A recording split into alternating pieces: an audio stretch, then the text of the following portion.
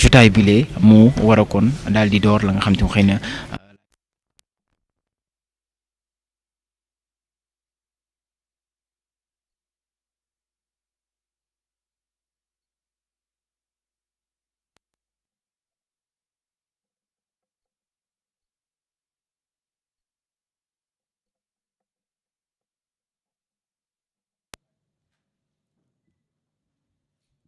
Mesdames, Messieurs, veuillez nous excuser pour ces quelques minutes de retard. Je vous remercie d'avoir bien voulu honorer de votre présence ce point de presse qui s'inscrit dans la logique et la marche normale d'un parquet qui, investi du rôle essentiel de prise en charge du phénomène de la délinquance dans un ressort territorial bien déterminé, doit assumer la plénitude de ses attributions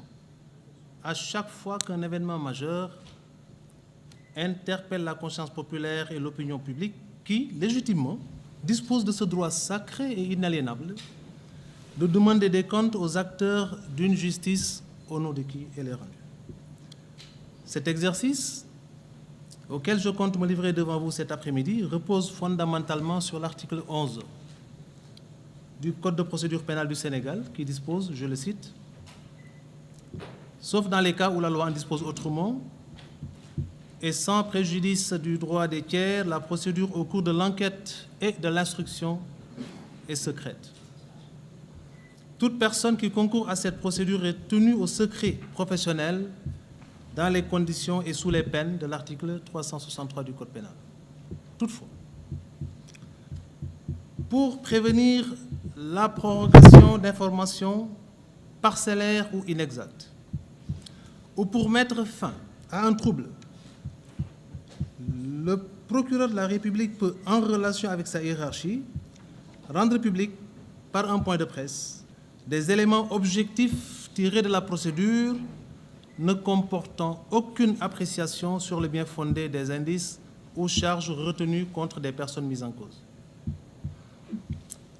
Fin de citation. Dans ce contexte d'une justice sollicitée de toutes parts et objet de toutes les convoitises à raison ou à tort, mais surtout en raison du rempart qu'il constitue dans la solidification de tout état de droit et la consolidation des axes majeurs d'une République crédible, le procureur de la République près le tribunal de grande instance hors classe de Dakar que je suis, estime opportune la tenue de ce point de presse avec comme seul objectif de rechercher à rétablir la vérité, mais aussi à restaurer, ne serait-ce qu'à titre posthume, la dignité d'un jeune concitoyen très tôt et très subitement arraché à l'affection d'une famille dont il constituait certainement l'un des espoirs les plus vifs. Je souhaiterais alors honorer sa mémoire en vous invitant, en nous invitant à bien vouloir observer avec moi une petite minute de prière pour le repos de son âme. S'il vous plaît.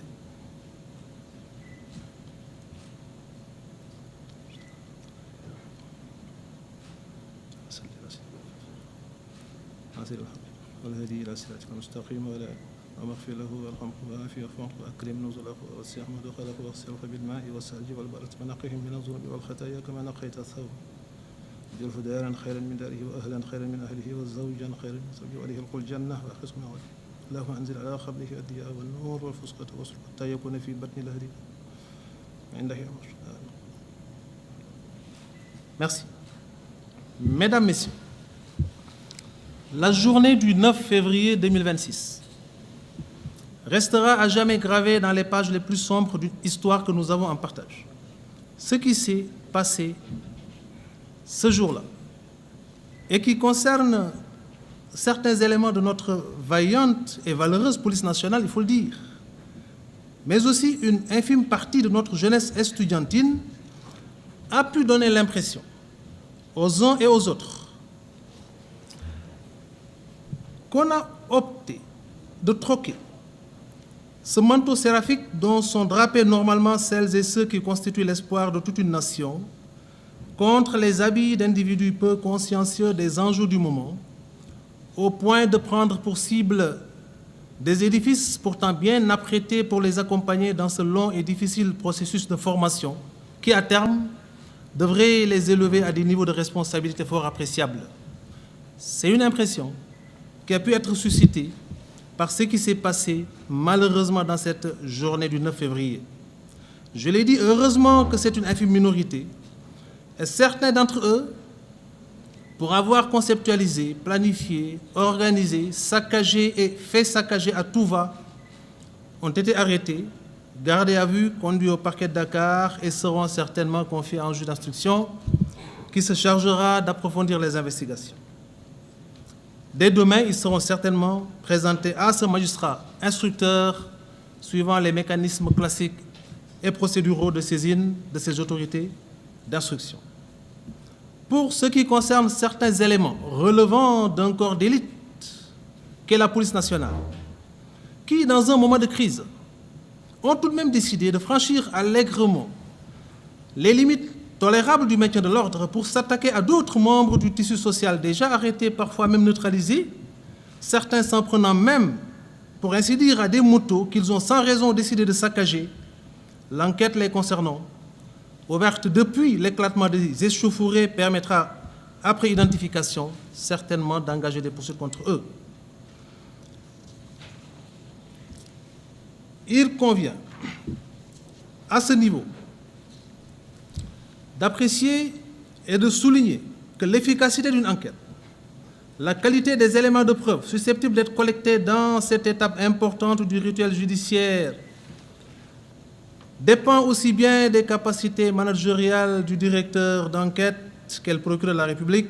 que des talents d'enquêteur de l'officier de police judiciaire saisi. Le procureur de la République, quelle que soit l'unité d'enquête saisie, devra être le garant de l'aboutissement de cette phase inquisitoriale du procès pénal dont il devra s'assurer de la bonne marche en restant en permanence en contact avec l'enquêteur pour donner les orientations aptes à faciliter le processus de collecte des éléments de preuve. L'enquête ouverte depuis le 9 février avec 2 unités différentes saisies, la sûreté urbaine du commissariat central de Dakar d'une part, la division des investigations criminelles d'autre part, pour, dans un premier temps, élucider et circonscrire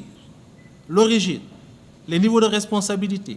les différents actes posés par les uns et les autres dans le cadre de l'éclatement de ces échauffourées, arrivera certainement à son terme dans les meilleurs délais, dans les tout prochains jours, et le procès-verbal d'enquête y afférent qui sera transmis au procureur de la République sera traité, réglé et adressé à qui de droit pour l'approfondissement des enquêtes en vue d'identifier les différents auteurs de ces éclatements, de ces échauffourées. L'enquête confiée à la DIC, qui est en cours, qui permettra de déterminer, au-delà des causes du décès d'Abdoulaye Ba, les circonstances de cet événement fâcheux et regrettable, est en cours et permettra à terme d'identifier ceux qui, à un moment ou à un autre, à un niveau ou à un autre, ont eu à poser un acte quelconque, dans le sens qui a pu produire ce résultat dommageable, seront identifiés, entendus, installés éventuellement et poursuivis. Donc ce 9 février, j'ai ordonné l'ouverture de ces enquêtes, plus spécifiquement celles concernant le décès de l'étudiant Abdoulaye Ba, survenu à la suite de ces affrontements entre les étudiants et les forces de l'ordre. Les investigations ont été ciblées vers l'audition du personnel médical, les agents de sécurité du COUD, certains étudiants, certains gradés de la police nationale qui avaient en charge la gestion du dispositif et la conduite des opérations. Des constatations matérielles sur le campus social ont été effectuées. Les éléments de vidéosurveillance résultant des images capturées par des sources ouvertes, tout comme celles fixées par le Centre national de vidéosurveillance, ont été exploités et ont pu constituer les axes majeurs des investigations qui jusque-là ont été menées par la division des investigations criminelles. Au titre des dépositions, des médecins ont été entendus au niveau du centre médico-social du COUD, qui ont pu nous édifier sur les circonstances dans lesquelles le corps d'Abdoulaye Ba a pu être évacué au niveau de ce service. Des agents de sécurité du COUD ont été entendus pour nous édifier sur les circonstances dans lesquelles ils ont été informés du décès et le rôle qu'ils ont pu jouer, aussi bien dans les premiers actes de secours que dans l'évacuation du corps de ce jeune étudiant au niveau du centre médico-social du COUD. Des colocataires, autrement appelés voisins de chambre, de la victime ont été entendus et ont pu nous édifier sur ce qui a pu se passer dans la chambre quelques heures, quelques moments avant ce moment fatidique, ce moment de drame, ce moment regrettable qui a pu plonger le Sénégal dans un deuil et qui restera à jamais gravé, encore une fois, dans la mémoire collective. Toutes ces auditions, toutes ces constatations, toutes ces exploitations et toutes les réquisitions ont pu aboutir à permettre de faire un constat. Le constat qui est résulté des résultats de l'autopsie qui a été ordonnée, celui ayant résulté des différentes auditions recueillies au niveau de tout ce personnel dont nous avons donné la liste tout à l'heure. Les résultats qui sont sortis également de l'exploitation des images collectées par parfois des étudiants, d'autres fois par le Centre national de vidéosurveillance, ont pu concourir à nous permettre de retenir une thèse irréfutable à ce stade de l'enquête. Je reprends pour l'illustrer le bout de phrase contenu dans le communiqué qui a été servi à la presse nationale et à l'opinion publique dernièrement, passage dans lequel on vous disait clairement que les éléments d'enquête disponibles ne permettent pas de corroborer l'hypothèse ou la rumeur selon laquelle des violences ont été exercées sur la personne d'Abdoulaye Ba. C'est du français. Le parquet de la République, près le tribunal de grande instance hors classe de Dakar, n'a jamais entendu remettre en cause les conclusions expertales d'hommes, de femmes, rompus à la tâche, ayant prêté serment, tout comme nous d'ailleurs, et qui quotidiennement nous accompagnent dans le processus de clarification des procédures que nous avons en charge et qui parfois sont obscurcis par les enjeux et par les intérêts en présence, et que nous parvenons à clarifier, à régler sur la base des résultats des expertises qu'on leur envoie ou qu'on leur confie. Ce que le médecin légiste requis dit dans ses conclusions n'a absolument rien à voir avec la folle rumeur qui laisse entendre que Abdoulaye Ba a été battu à mort. Je vous ai parlé du médecin qui, dans son travail d'expertise et d'autopsie, a pu produire un rapport médical avec à la base une planche photographique où on voit clairement un jeune homme parti à la fleur de l'âge, arraché à l'affection de sa famille, constituant jusque-là l'espoir de la dite famille, mais aussi de toute une nation, qui, pris malheureusement à un moment donné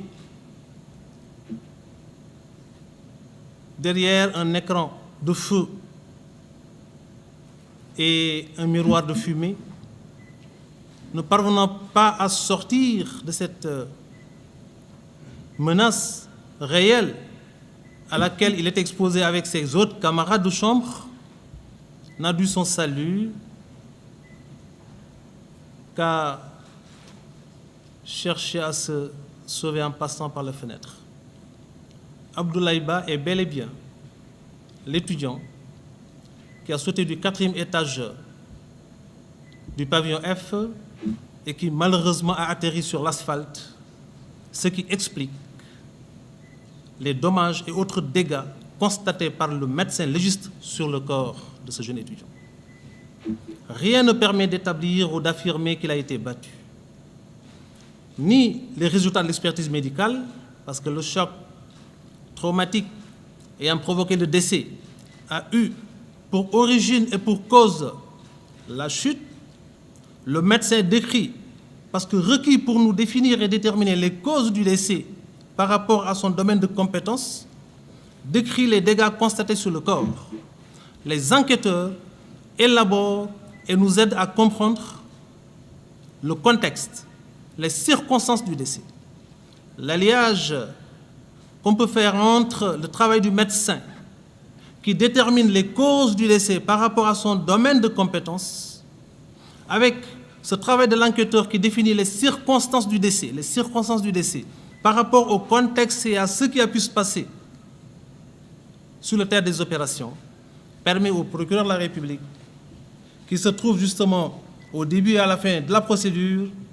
de vous dire exactement que le médecin constate des dégâts sur le corps d'une victime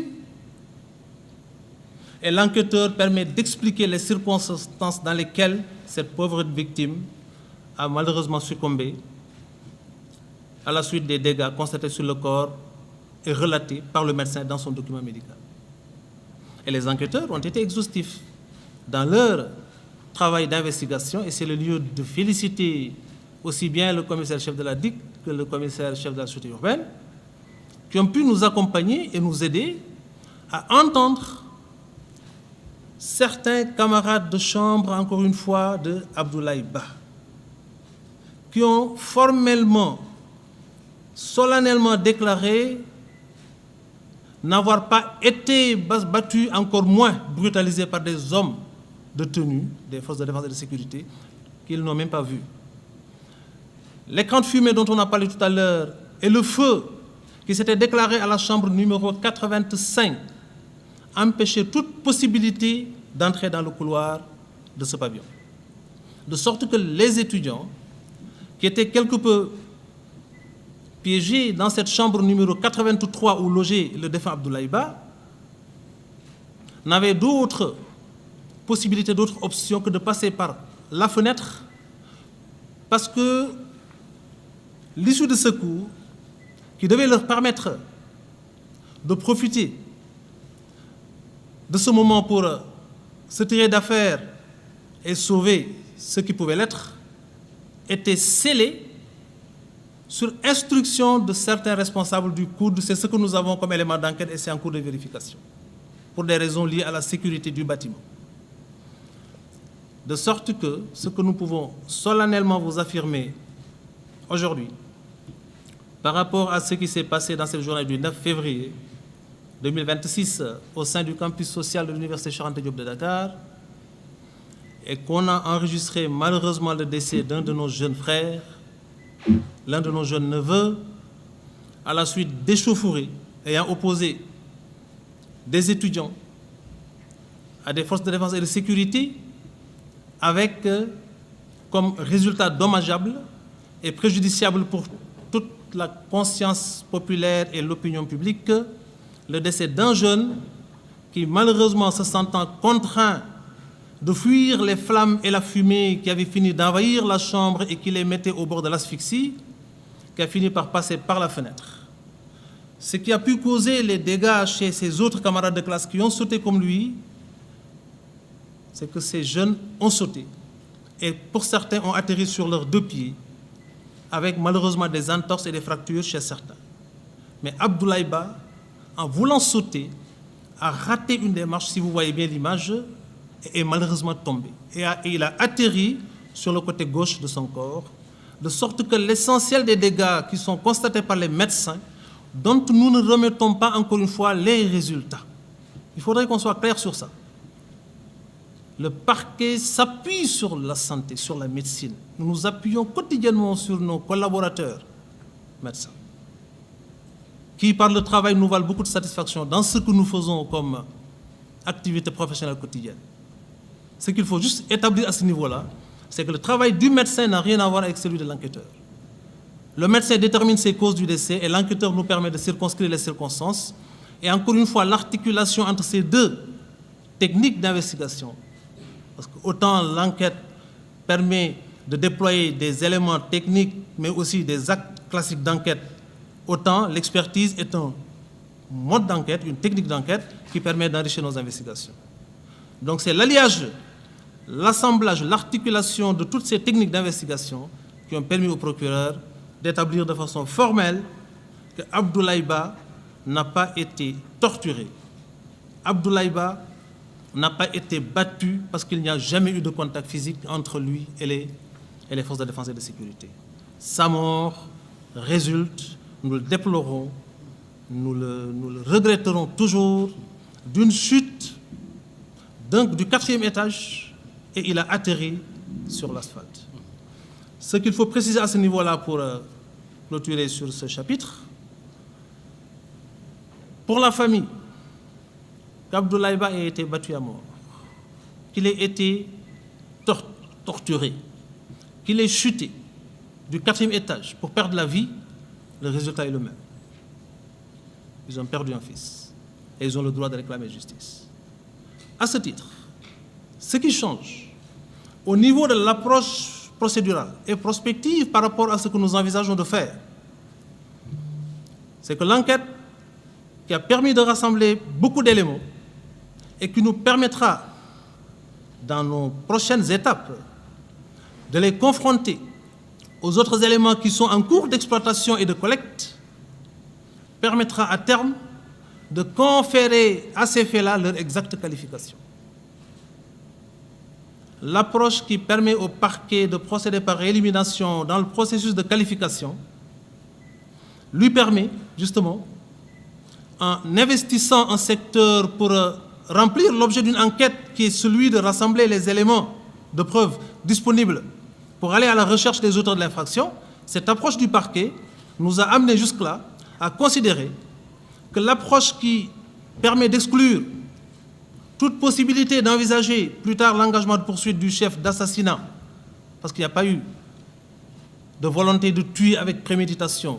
ou de meurtre, parce qu'il n'y a pas eu justement cet élément constitutif de cette infraction de meurtre qui est l'intention de donner la mort, encore moins l'infraction de coups et blessures ayant occasionné la mort sans intention de la donner, parce que nous ne pourrons pas établir le contact physique. Et à défaut de pouvoir établir ce contact physique qui aurait pu produire comme résultat dommageable, la mort qui serait un résultat qui est allé au-delà de l'intention de son auteur, nous ne pourrons donc raisonnablement pas, et là on le signale tout de suite, envisager l'engagement de poursuite de ces chefs d'homicide volontaire, d'assassinat ou de coup mortel. Mais si l'enquête, parce qu'elle est encore une fois en cours, permet à terme d'établir que parce que la chambre 85 a pris feu, que les étudiants qui étaient piégés dans la chambre 83 n'avaient plus les moyens de s'échapper, ils ont dû passer par la fenêtre avec ce résultat dommageable sur la personne d'Abdoulaye Ba, avec d'autres blessures constatées également sur les autres pensionnaires de cette chambre. Si l'enquête permet d'établir que l'incendie est volontaire et que par le fait de son auteur, ce jeune a dû se jeter par la fenêtre pour sauver sa peau avant malheureusement d'atterrir sur l'asphalte, ce comportement pourrait être considéré techniquement comme ayant généré, malgré l'intention de l'auteur qui n'a jamais voulu ce résultat, la mort d'un jeune qui serait pris en charge dans le cadre de procédure du chef d'homicide involontaire. Ce serait la même chose si l'enquête qui est encore une fois en cours permet à terme d'établir que parce que ces jeunes avaient voulu échapper à cet écran de fumée et ne pouvaient pas passer par ce couloir pour sortir parce qu'encore une fois, piégés par de la fumée noire qui les empêchait de respirer, un écran de feu qui était là entre eux et malheureusement le bout du couloir, qui se sentaient obligés de passer par la fenêtre parce que l'issue de secours était scellée par des personnes qu'on est en train d'identifier, alors que le propre d'une issue de secours, c'est de faciliter l'évacuation des personnes qui sont en danger à chaque fois qu'un sinistre se déclare. Il serait également envisageable à ce niveau, et on le déclare tout de suite, d'engager des poursuites après identification contre ceux-là qui ont, en inobservation de la réglementation et par cet acte de maladresse, posé justement un certain nombre d'actes qui ont pu produire ce résultat dommageable. Autant d'éléments qui, en conclusion, nous amènent à vous dire solennellement que l'exercice auquel nous nous sommes habitués et dont on s'habitue, nous nous sommes exercés et dont on ne s'habitue jamais, a été également présenté à l'opinion le 14 mai 2018 à Saint-Louis à l'occasion du décès de l'étudiant Fallou Sène. Nous avions réussi en 10 jours à boucler l'enquête, à identifier l'auteur du coup qui a été fatal à cet étudiant, à rassembler l'essentiel des éléments qui pouvaient permettre d'établir matériellement l'infraction et de créer les conditions de son rattachement à cet auteur présumé. C'est la gendarmerie qui avait fait l'enquête. C'est à la gendarmerie que j'avais confié l'enquête et c'est encore une fois le lieu de rendre un hommage mérité au commandant de la brigade territoriale de l'époque, qui s'était adjoint les services de l'essentiel des commandants du ressort pour boucler l'enquête, déterminer les circonstances du décès, s'appuyer sur le document médical du médecin, mais surtout circonscrire les niveaux de responsabilité et identifier l'auteur du coup de feu qui a été fatal à cet étudiant. De sorte que l'enquête clôturée, avec un PV d'enquête établi, a été transmis en son temps, pour compétence, parce qu'on était en matière militaire, au procureur de la République près le tribunal de grande instance en face de Dakar de l'époque, qui avait fait son travail, parce que là je vous apprends que l'affaire devra passer en jugement normalement le 26 juin 2026. C'est dans cette même dynamique, dans cette même approche dynamique que nous nous situons, en vous disant que l'enquête est en cours. Les personnes auditionnées sont connues, que ce soit du côté des étudiants, du côté des agents du code, du côté du personnel médical, du côté des agents de police et du côté de certains gradés de la police. Parce qu'on n'entend protéger personne. L'enquête arrivera à terme dans les prochains jours et on vous fera parvenir un écrit où on viendra vous faire face pour vous dire exactement ce qui a pu être définitivement collecté et l'option finale qui sera choisie. Pour le moment, ce sont les quelques éléments disponibles au niveau du parquet de Dakar à la suite de cette enquête qui a été élaborée par 2 unités d'enquête d'élite de la police nationale, la sûreté urbaine du commissariat central de Dakar et la division des investigations criminelles, qui depuis lors sont à pied d'œuvre et ont réussi, avec le talent qu'on leur connaît, à identifier beaucoup de personnes, à mettre la main sur certains du côté de certaines personnes qui avaient planifié, conceptualisé, organisé, saccagé et fait saccager, mais aussi du côté de la DIC où nous avons réussi non seulement à écarter la thèse des brutalités policières sur cette victime, je vous l'ai dit, nous ne parlons pas des brutalités qui ont pu être constatées sur d'autres étudiants et sur même des motos. Et l'enquête prend en charge ce volet, mais des brutalités n'ont pas été exercées au stade actuel de l'enquête sur cet étudiant, Abdoulaye Ba, qui malheureusement est décédé à la suite d'une chute du 4e étage. Salam alaikum, ma tënk ko ci wolof mbokku Sénégal maa ngi leen di nuyu kenn ku ci nekk ci turam ak santam di leen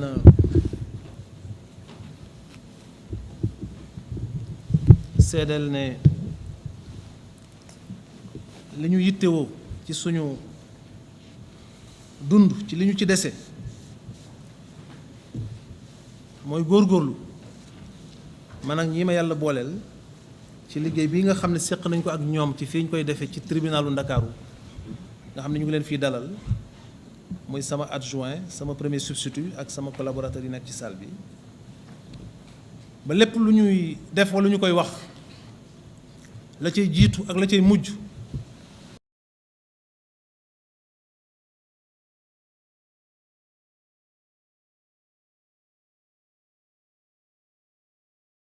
ba tax na bi ñu xëyee le 9 février 2026 yàlla def ñu yëg na am na lu xew université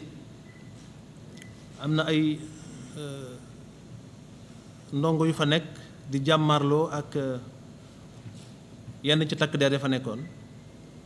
ci xew-xew boo xam ne fa mu juddoo dellu si ci sax dafay xaw a jur yeneen wax ndax ñii dañu naan ñii waroon nañu def lii ñii waruñu woon def lii kan moo war a dugg kan moo warul dugg ban waxtu la ñu war a dugg ak yooyu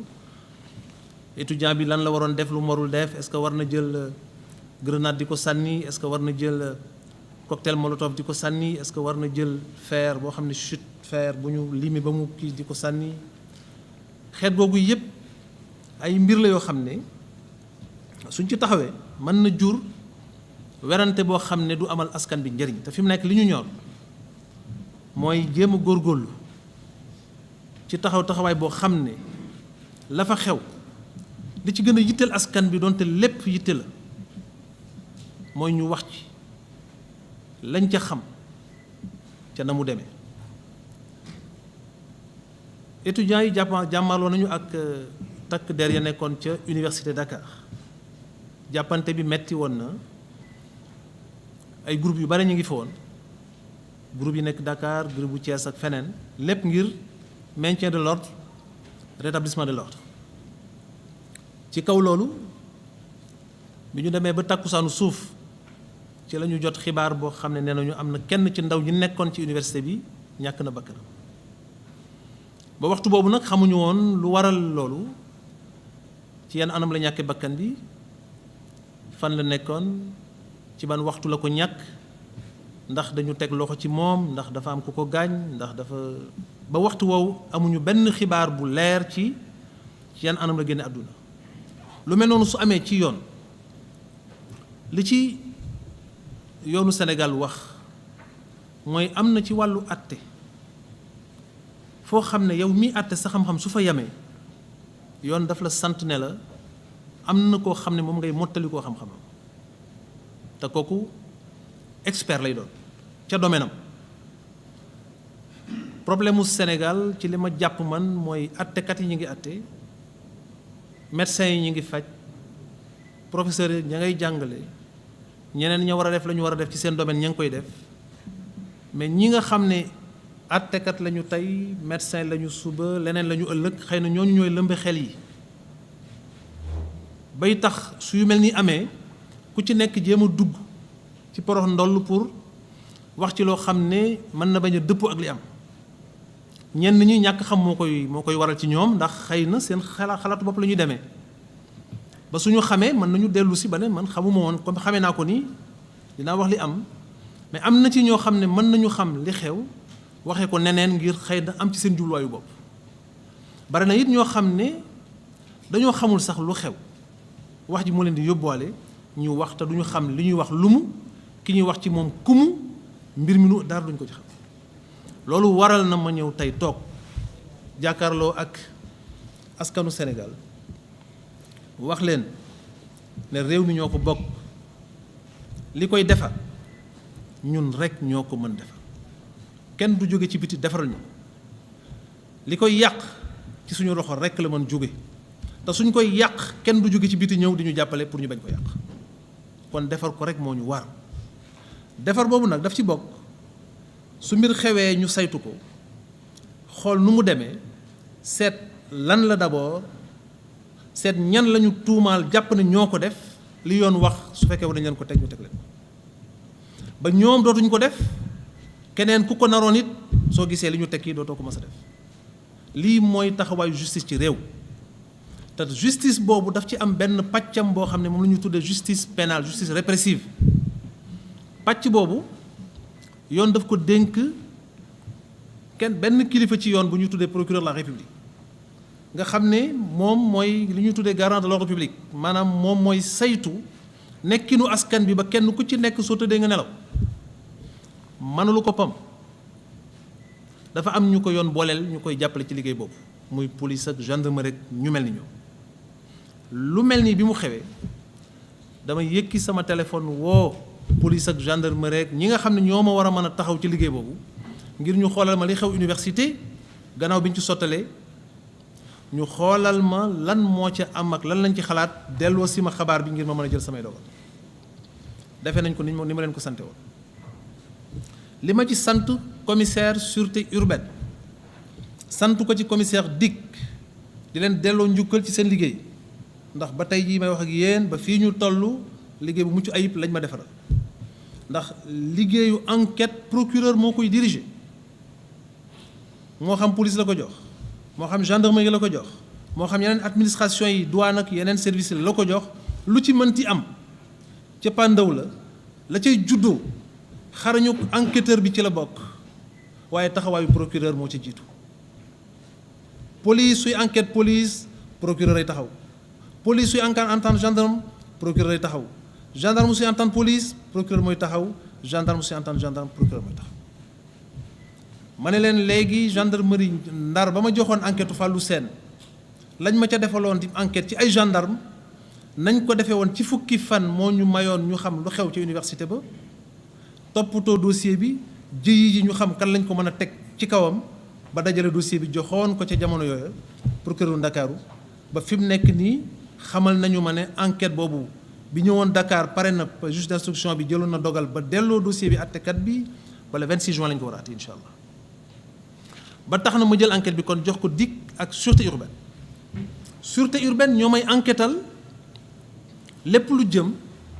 ci coow leeg jàmmarloo bi lan moo xew kan moo ko organisé est-ce que am na ñu ko planifié bañ koy planifié naka lañ doon jokkoo est-ce que dañ doon jokkalante est-ce que dañ doon jëflante xeetu yooyu yëpp enquête boobu mi ngi dox jot nañ ci teg loxo ñeenti nit ba indi nañu leen fi incha allah suñu yàlla may kattan may ñu fekkee ëllëg dinañu leen jébbal juge d'instruction ñu commencé enquête ci ñoom xool mbir mi ndax ci ñoom la yem wala ndax gën na yaatu la muy jur nag ca juge ba lay dépendre parce que moom la ñuy dénk enquête bi moo koy xóotal mais tekkiwul ne moom sûreté urbaine pare na mu ngi continuer enquête am continuer boo xamante ni ci anam yi mu koy defee mooy yaatal pour xool gannaaw ñooñu nga xam ne ñoom la ñu wax ne doon nañu organiser ak planifier ba teg jëf joo xamante ne ni xëy na yoon tere na ko ba mu am lu mu jural ñenn ca ña fa nekkoon waaye it lenn ci alal ja fa nekkoon moo xam ay bâtiment la moo xam ay oto la noonu lay defee enquête boo xam ne daf koy wëlbati jëmale ko ci takk der yi nga xam ne ñu ngi woon ci université fekk étudiant mu sor saagam yor bagage am di dem nga pàdd mu daanu jël lacrymogène dóor ci boppu étudiant mu gaañu wala fekk moto bu gaare nga ñëw dóor mu daanu nga yàq ko enquête boobu mu ngi dox ñu ngi koy seet pour xam ñi def loolu ñan la fan la ñu ko teg ak lan lay yoon di jëflante ak ñoom beneen enquête bi DIC moo ko def DIC division des investigations criminelles ñoom it bi ma leen joxee cër boobu ne leen xoolal leen ma gannaaw bi sûreté urbaine di def enquête bi gën a yaatu ci li xew université yéen xoolal leen ma enquête ci faatuk Abdoulaye Ba ñu ngi jàll ay mbokkam di leen massaw di massaw université di massaw fac médecine di massaw xalewu étudiant yépp di massaw réewu Sénégal yépp parce que ci réew mi la bokk te mënoon na doon ëllëg médecins yi gën a mag ci réew mi ñuy massaw ñépp loolu rek déjà war na tax ñu amel ko ñun waru garu saytu bali xew ñu leeral ci kaw loolu la DIC tàmbali enquête am première chose ñi xam enquête yi yépp xam nañu ne noonu lay demee su mbir xewee nit génn àdduna li ngay njëkk a def mooy jël jébbal ki nga xam ne moom lay yoon wax ne moom ngay jébbal dossier te suñu boroom gàll ci loosam waru garu lépp lu jëm ci doomu aadama la dale ca catu karaw ba ci tànk bi moom rek moo ko war a mën a leeral muy médecin. ñu leen di nuyu di leen sargal ci seen métier bu metti rawatina les médecins légistes ñëpp xam nañu ne am na jaami yàlla yoo xam ne su leen joxee ganaar mënuñu ko rendi. médecin légiste jëmmi doomu aadama lay ubbi di xool li waral faatu gi am ku mel noonu du def liggéey def rapport yamatul ci certificat de genre de mort boo xam ne daf lay wax de façon assez sommaire lan moo waral nit ki génn àdduna wu nit ki nga xam ne conclusion rek la ci def mais ci gannaaw loolu mu defaral la un rapport d'autopsie décrire la ce qu'il a constaté examen interne examen externe jóge ci defal la ay photo wan la nit ki nu mu meloon génn la jëmmam xotti lu ne mu génn la wan li mu def ci liggéey mu pare nga nekk dama koy xotti sànni ci poubelle bi waxatuma la nga naan dama koy contester. médecin mooy expert moom la ñuy jox dossier ne ko wax ñu kii faatu gi ci wàllu yaramam lu ko waral faatu gi ci wàllu yaramam loolu médecin di liggéey. dafa am hémorragie interne wala dafa def crise cardiaque arrêt cardiaque wala dafa am AVC wala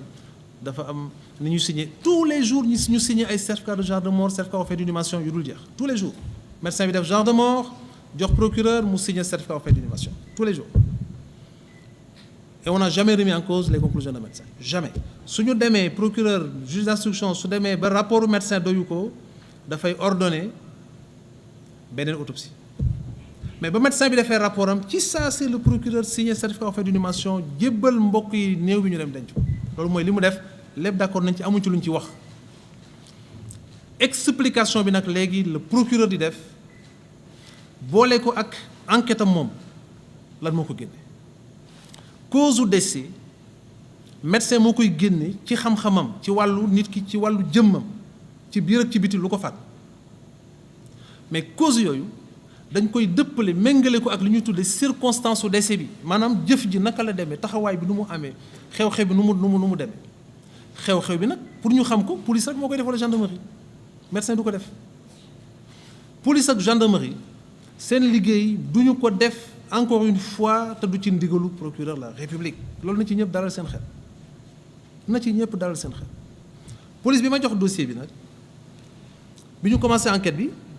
ba jot rapport d'autopsie bi nga xam ne dañuy fekke autopsie bi te yu mel noonu su amee mbokk ki génn àdduna sax dañ koy boole ci autopsie bi ci kaw loolu am na mbokk bu jege boo xam ne bokk na ci bi ñuy def autopsie teewe na ko pour lépp leer médecin du def rek dañuy woo mbokk ki génn àdduna su amee ku nangu ñëw teew te ci cas bi am na ci ko nangu ñëw fekke na autopsie bi ñu tàmbalee ba bi ñu tàmbalee bi ñu paree ba commissaire Dick bi ma jox enquête bi tàmbali déglu nañu mën a déglu ñëpp bare nañu du ma lim ñëpp te du ma tudd tur tamit vous comprendrez cela mais ñi ëpp solo ci ñi mu déglu mooy ñi bokkoon nekk ak Abdoulaye Ba parce que mën nañu ne médecin bi def na document bi de li ñu ci gis xale bii dañ ko dóor parce que ku ñu ne poumon bi bëtt na xol bi def na lii côte yi toj na non loolu dóor rek moo ko mën légitimement nit mën na ko def ñu comprendre ko mais su fekkee bàyyi nañu xel ne loolu médecin bi def dañ ko war a dëppale ak li enquêteur bi di def pour seet loolu ko dal ci yan anam la ko dale xel yi dina gën leer ci ñu xam ne li ko dal kat mën na bañ a jóge ci ay dóor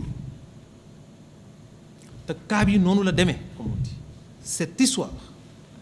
douloureuse terrible et tragique s'est déroulée dans un contexte qui a permis aux enquêteurs d'établir de façon formelle qu'il n'y a jamais eu de contact physique entre Abdoulaye Ba et les forces de défense et de sécurité jamais mën naa joxe ay cas yu ay exemples yu bare ci ay audition ci vidéosurveillance néeg bi doon tàkk ba nga xam ne policiers yi suñu amoon yéenewu dugg sax ci bâtiment bi parce que ba tey ñu ngi enquête seen ndax dugg nañ ci bâtiment bi ak fan la ñu am suñ ci duggee mais même suñu amoon yéenewu dugg ci bâtiment bi couloir bi jëm ci chambre 83 bi Abdoulaye Ba dëkk ak chambre 85 bi doon tàkk couloir boobu kenn mënu fa jaar kenn ci ñi bokk ak Abdoulaye Ba nekk bi ñu ko dégloo nee na moom bi mu gisee saxaar bi dugg ba mu tijji bunt bi pour xool lu xew lampe torche am la taal torche téléphone am pour mën a am lu mu gis ci couloir bi ndax lépp ñuul ak fumée biy jóge ci néeg bi di nekk ci couloir bi donc takk-takk bi jóge ci néeg bi saxaar bi jóge ci néeg bi ñoo dugg ci néeg Abdoulaye Ba ak moromam yu fa nekk loon juróom-ñeent la ñu woon 9 ils étaient 9 Abdoulaye Ba n'était pas seul dans la chambre ça j'ai oublié de le dire ils étaient 9 dans la chambre ñoom juróom-ñeent yooyu ñaar yéeg nañu ci lu ñu amandi encore une fois ci enquête ñaar yéeg nañu ci kaw parce que seen yenn moroomu étudiants yi nekkoon ci terrasse bi daal may nañu leen loxo ñu yéeg ku xool image gis nga ko ñaar wàcc nañu 3e étage parce que seen taille may na leen bi ñu jàppee ci fenêtre bi wàcc nañ 3e dugg ñeneen ñi dañu tëb am nay fracture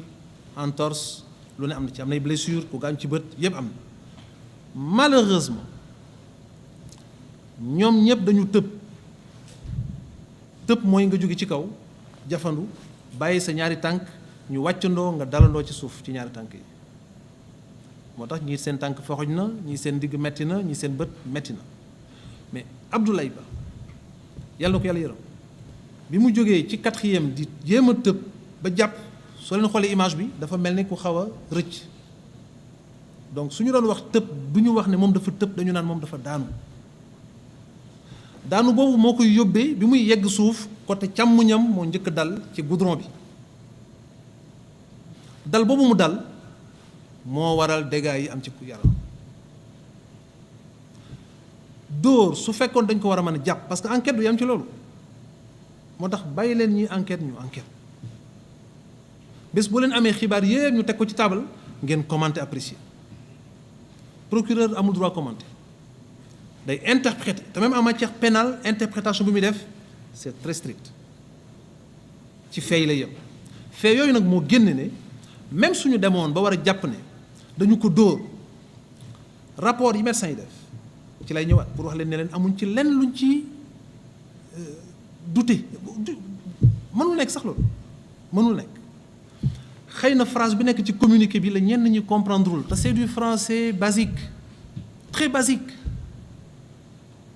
Les éléments d'enquête disponibles ne permettent pas de corroborer la rumeur faisant état de violences exercées sur Abdoulaye Ba li tubaab la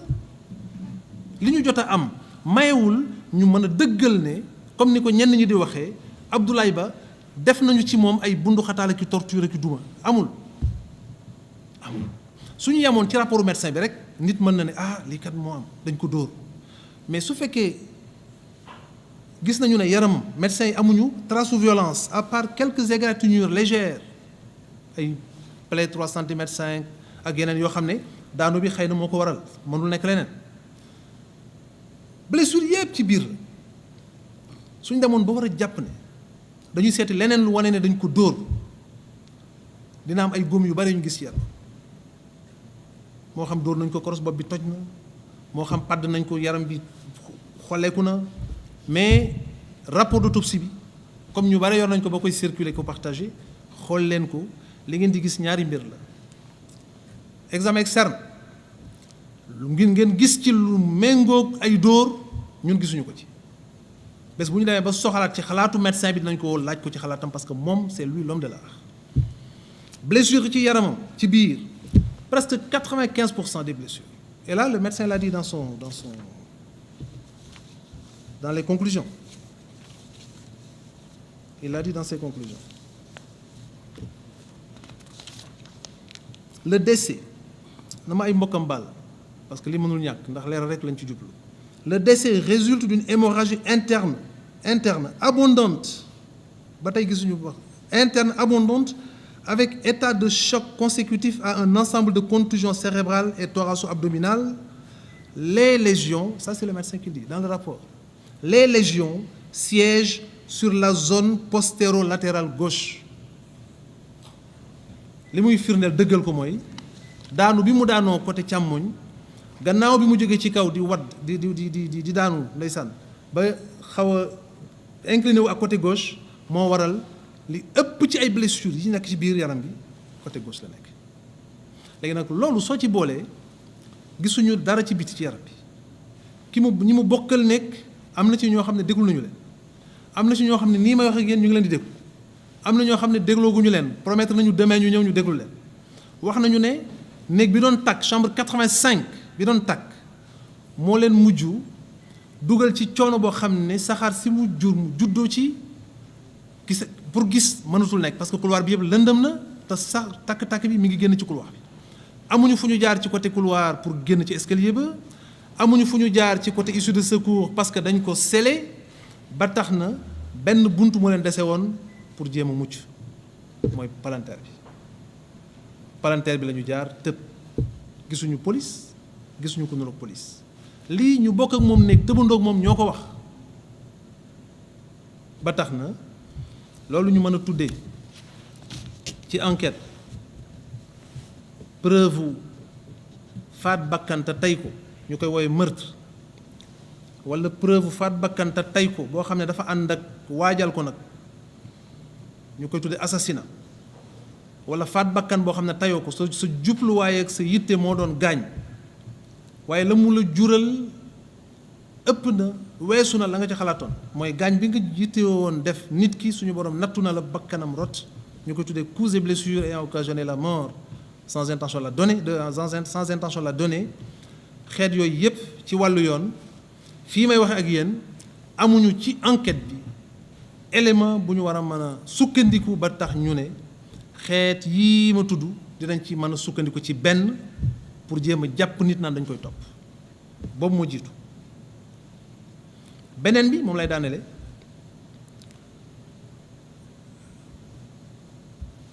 dañu ko faat assassinat la préméditation am na wala déet meurtre la coup mortel wala lu niroog loolu le résultat est le même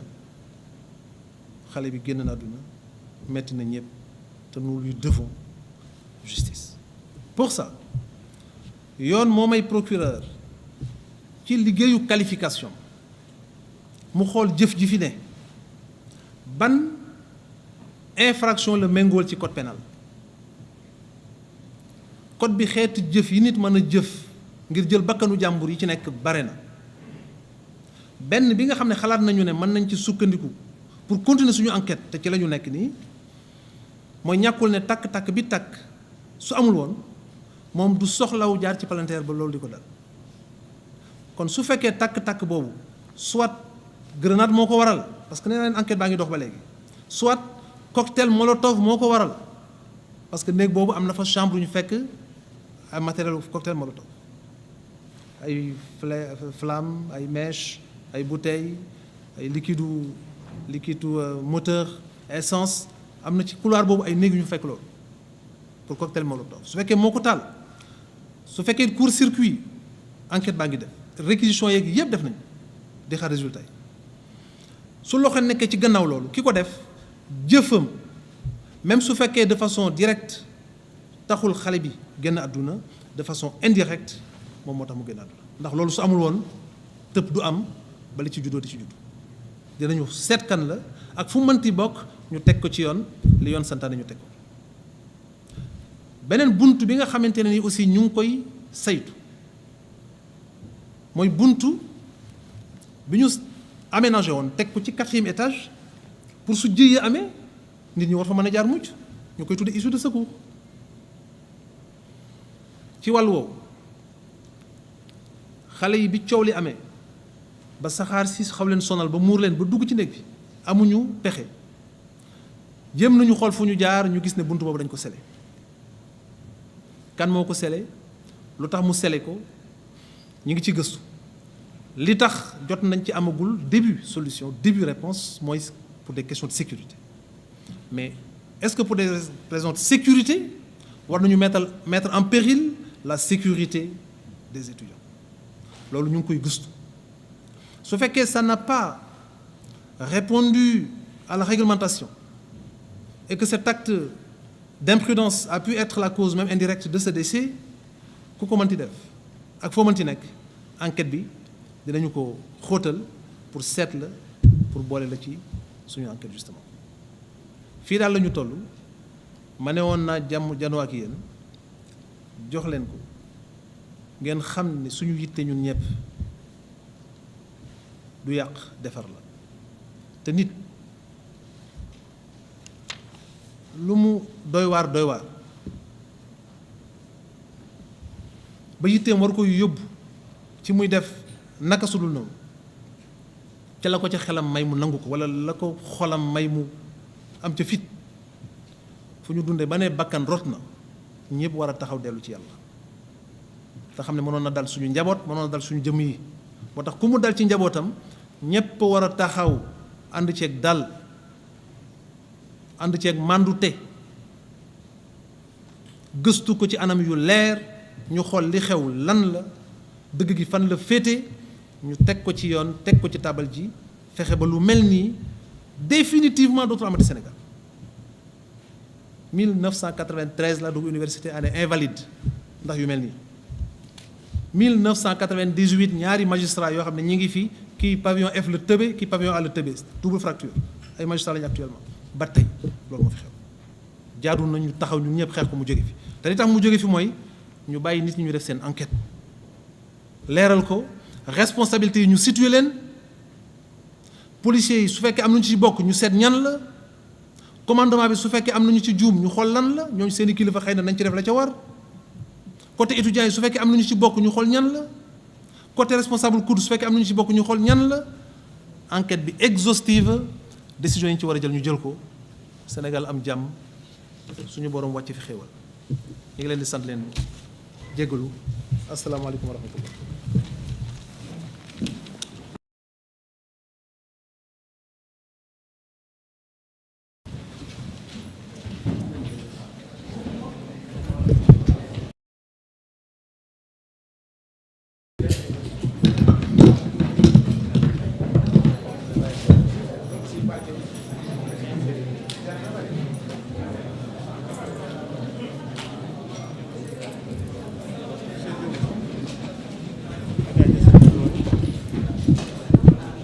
micro yi nga géré ko